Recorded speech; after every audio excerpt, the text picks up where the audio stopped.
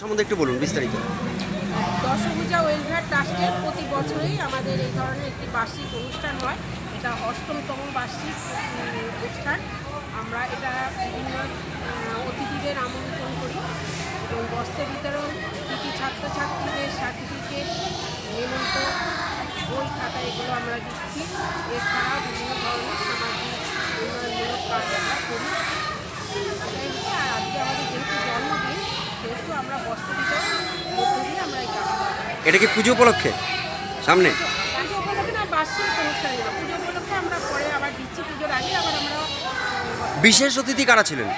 বিশেষ অতিথি ছিল মাননীয় জেলা পরিষদের সভাপতি তারানুর মির, জেলা পরিষদের কর্মাধ্যক্ষ, কৃষি কর্মাধ্যক্ষ সিআরএ, নাকাশিপাড়া থানার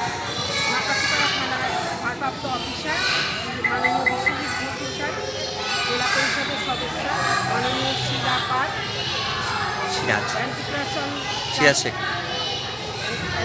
ট্রাস্ট অফ ইন্ডিয়ার সভাপতি উপস্থিত ছিলেন আমাদের দেশবন্ধু স্মৃতি পাঠাগারের সম্পাদক সিদ্ধার্থ দে।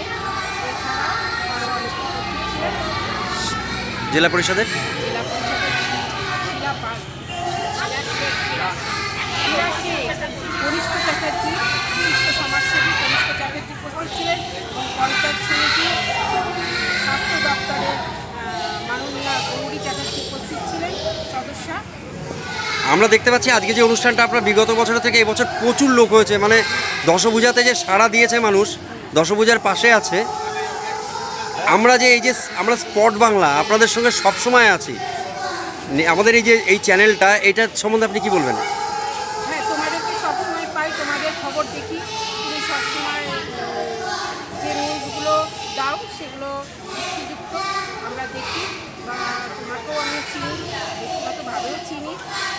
যাই হোক, তোমাদের নিউজের মাধ্যমে মানুষ অনেক বার্তা পায়, ভালো খারাপ সবই বার্তা পায়। আপনার নাম?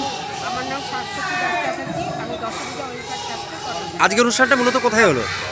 দেশবন্ধু স্মৃতি পাঠাগার, বেথুয়াডাউরি দেশবন্ধু স্মৃতি পাঠাগার।